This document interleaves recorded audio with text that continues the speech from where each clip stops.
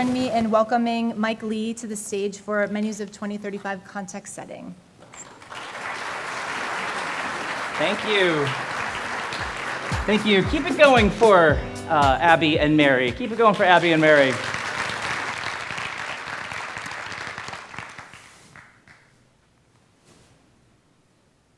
The future of food is not a spectator sport.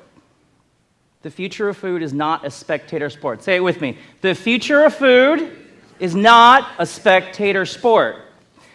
I tell this to food audiences as much as I can as a reminder. We don't deal in the abstract. This is not ideas or intentions of change. This is menus of change. And the stuff that we do in the food industry is real. People eat it. And the menu of 2035 starts on Monday when you go back to your offices or your kitchens and you decide what to feed people and what people are eat. The future of food is not a spectator sport. I'm gracious to be here every morning. I'm going to be here every morning, kind of set the frame for all of you and get you ready for the day. We've got a really great day today, as the next 2 days as well, too. And my wish for you is pretty simple for this conference. If you just hear one thing that changes how you think about something or how you approach something on Monday, that would have been worth the trip. Maybe 2 things, maybe 3 things. But I just want you to see 1 or 2 things, new ideas on the stages, new approaches that changes how you work. And I think that's a step in the right direction. I believe in the butterfly effect. In 1961, a guy named Ed Lorenz, he's an MIT meteorologist and mathematician, he built this huge, complicated mathematical weather model. And somewhere in the middle of the model, he took a shortcut, and there was this giant 6-digit decimal number, like 0.506127.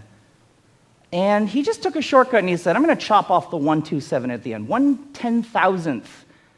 He just chopped it off from 506,127 to 0.506. He said, what's the harm? Turns out it predicted a completely different weather pattern.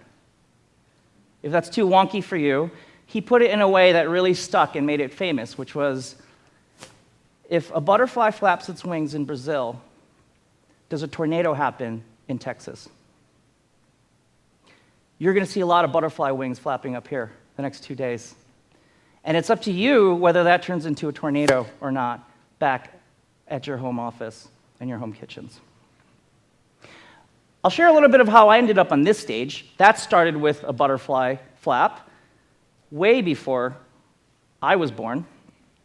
My grandfather moved to the United States from Hong Kong to Detroit with him and his 4 brothers, and he left his wives, my grandmother, and their children, my aunts and uncles, and my mother. My mom is actually the one on this side here. My grandfather's on the other side there. And they started a restaurant, and they didn't see each other for 12 years. They just sent home envelopes of cash as they started one of the first early Chinese-American restaurants in Detroit's then burgeoning Chinatown. And one of the things that I always asked him growing up was, why the hell did you pick Detroit? There was already a really flourishing Chinatown in San Francisco, in New York, Toronto, Vancouver. I could have been a big city kid. But he chose Detroit, and this is my first lesson I learned about food innovation, and he would never couch it this way. I interpret it this way, and he said, because there was nobody else there like us. And I was like, oh my gosh, he went after the white space. I didn't learn that until much later on. But there wasn't people like us there until there was, and they had a really healthy Chinatown back in that day, and my grandfather's restaurant was a part of that, right? And so that was really, I grew up in a restaurant family, and that was not only a restaurant family, but a restaurant family that had kind of this implicit gravitation towards the new, the innovation, showing people what's new. Fast forward many years, I did become a chef, although I didn't do it in the traditional way. This was me and my renegade chef group called Studio Feast, because we started doing Feast in my studio apartment in New York City, and we were one of the early kind of group of underground supper clubs in the early 2000s in New York. And I was doing this, and this is my obligatory, chef arms crossed portrait that, you probably recognize. But I was doing this while I was working a day job in tech. And a headhunter called me one day and told me about this company called Chobani. That was back when I had to Google what Chobani was. And they were building an innovation team, new product development team. I thought, that's really interesting. That kind of combines my tech innovation stuff by day with basically playing with food by night. And I remember being sent to one of the first kind of early trade shows, and I was actually so excited to go to one of these food trade shows, because I grew up in Detroit going to the auto show every year. And the auto show was really cool to me, not because I was enamored with the 1989 Ford Taurus. It was because the auto show had these things, concept cars. These dreamy little artifacts, big artifacts in fact, that were expensive and took a long time to build. And this huge industry, as big and complicated as the auto industry, which is not too dissimilar in size and complexity as the food industry, it staggered me how these big groups could take all that time to create something that wasn't for sale. This thing was not measured on its sales ability. It was measured on kind of how it could change the organization and how it could spark new dreams and new things there. So fast forward to the trade show, the food trade show, and I was hoping to see the food version of this concept car. Didn't see it. A lot of kale chips that year. That was the rise of the protein thing, a lot of probiotics. Nothing against that, but is it a concept car? And this framed a question that I've been working on for the last 10 years, which is this: what is the concept car for food? What is the concept car for food? The thing that on top of the day-to-day stuff that we do, we can point to and say, that looks awesome. I want to go towards that. And I've done this in many different ways, I think, in the food industry. Most recently, writing a book about it. And all of the work that I do kind of goes under this mantra, which is better innovation today starts with more ambitious thinking about tomorrow. I wrote a book about a year and a half ago called Mise en place. Obviously, if you don't have your mise done for service, you're kind of screwed, right? I took this as a metaphor to say, us as an industry, if we don't have our mise ready for the future, we could be screwed too, or not. So it's all about preparing for the future. This book is 8 short stories, fictional future short stories that look at things big in scope, like farming and agriculture and the future of that, all the way to intimate moments, like the way that we might or might not eat in the future. Food is so interesting to me because of that, because it's one of the biggest, most complicated industries out there, but we sell it one bite at a time. And it's done on an intimate human level, not on a mechanistic level. I actually have a new version coming out, a new edition coming out this summer, which is all about the future of restaurants. So this is a very timely time for me. You can check it out at mise.market.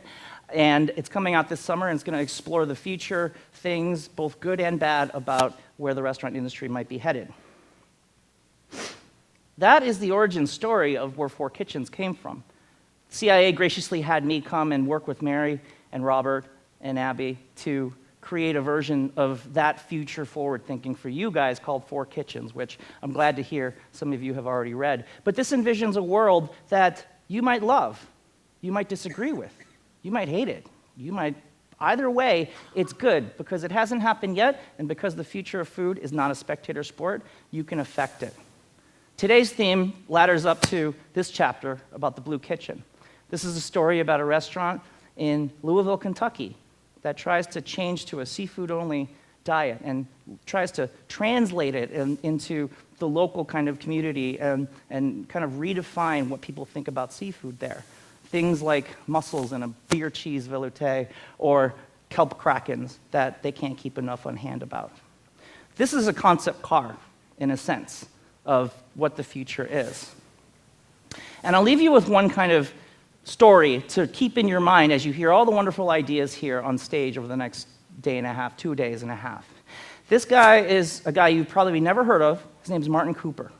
But you all know his invention, which was the cell phone. He was in charge of the Motorola R&D lab back in the 70s. And his team created the first prototypes of these cell phones, the things that led to the things that we can't live without today.